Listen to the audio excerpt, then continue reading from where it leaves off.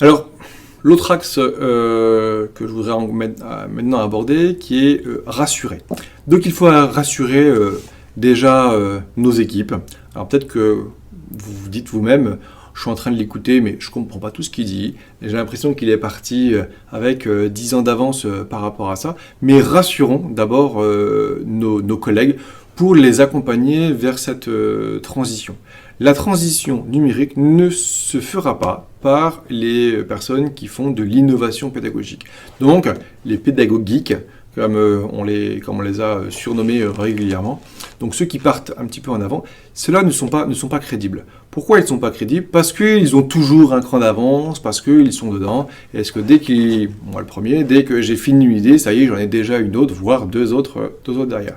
Donc, travaillons sur le levier qui permettra à ces personnes intermédiaires de pouvoir faire passer ce message et on va dire d'incorporer ce message dans leur pratique. Donc, travaillons sur les acteurs secondaires, c'est eux qui feront l'intégration numérique dans nos établissements. Donc, tous ces relais. Donc, investissons sur l'innovation, oui, et sur les innovateurs, mais surveillons de très près les intermédiaires. Rassurons aussi nos parents, donc pour leur dire que l'outil n'assujettit pas forcément l'élève par rapport au numérique. Il faut être très critique par rapport à l'outil et ne le sortir que lorsque c'est pertinent. Donc si ça n'est pas pertinent, il faut le laisser sur le côté de la table ou au fond du cartable et il faut passer à autre chose. Donc rassurons déjà nos parents.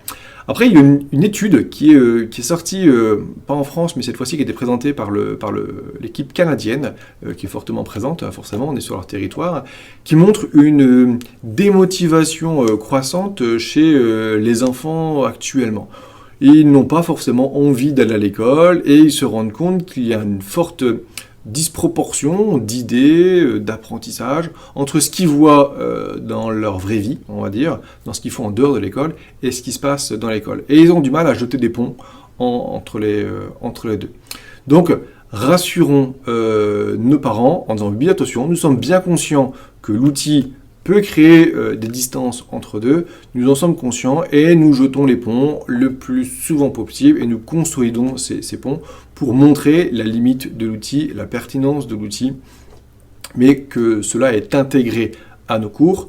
L'outil est convoqué en classe et il ne s'invite jamais.